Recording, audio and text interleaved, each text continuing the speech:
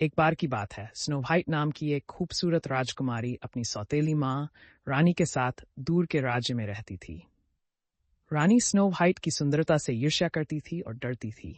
एक दिन जादुई दर्पण ने रानी से कहा कि स्नो वाइट वास्तव में उन सभी में सबसे सुंदर है। इस रहस्योद्घाटन ने रानी के दिल में ईर्ष्या और क्रोध की आग लगा दी। क्रोधित होकर रानी ने एक शिकारी को स्नो वाइट को मारने का आदेश दिया, लेकिन शिकारी को स्नो वाइट पर दया आ गई और उसने उसे भाग जाने को कहा। स्नो वाइट जंगल में खो गई, जहां उसे 7 बौनों की एक छोटी सी झोपड़ी मिली। Doctor, grumpy, happy, sleepy, bashful, sneezy और डोपी।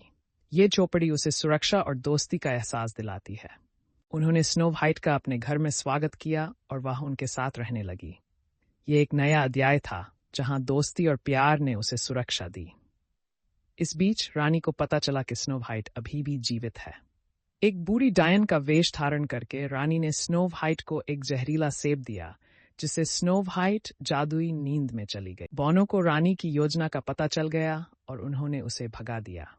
वे स्नो वाइट की स्पष्ट मृत्यु पर शोक मना रहे थे, लेकिन जैसे ही सारी उम्मीदें खत्म होती दिखी, एक सुंदर राजकुमार आया और उसने एक चुंबन के साथ स्नो वाइट को उसकी नींद से जगाया।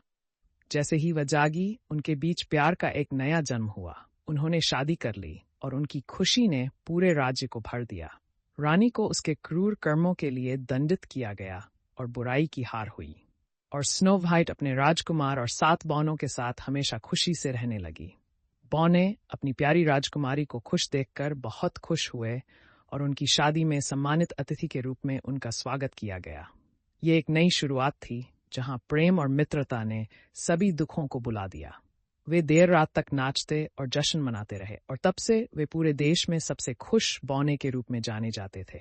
और इस तरह स्नो वाइट और राजकुमार हमेशा खुशी से रहने लगे, एक दूसरे के प्यार में खोए हुए, और उनके चारों ओर खुशियों का माहौल बना रहा। वे ऐसे दोस्तों से घिरे थे जो उन्हें वैसे ही प्यार करते थे जैसे वे थे। कहानी की सीख: सुंदरता भीतर से आती है और सच्चा प्यार सबसे अंधकार में बुराइयों पर भी विजय पा सकता है। ये संदेश हमें याद दिलाता है कि बाहरी रूप से ज्यादा महत्वपूर्ण हमारे भीतर की अच्छाई और प्रेम है।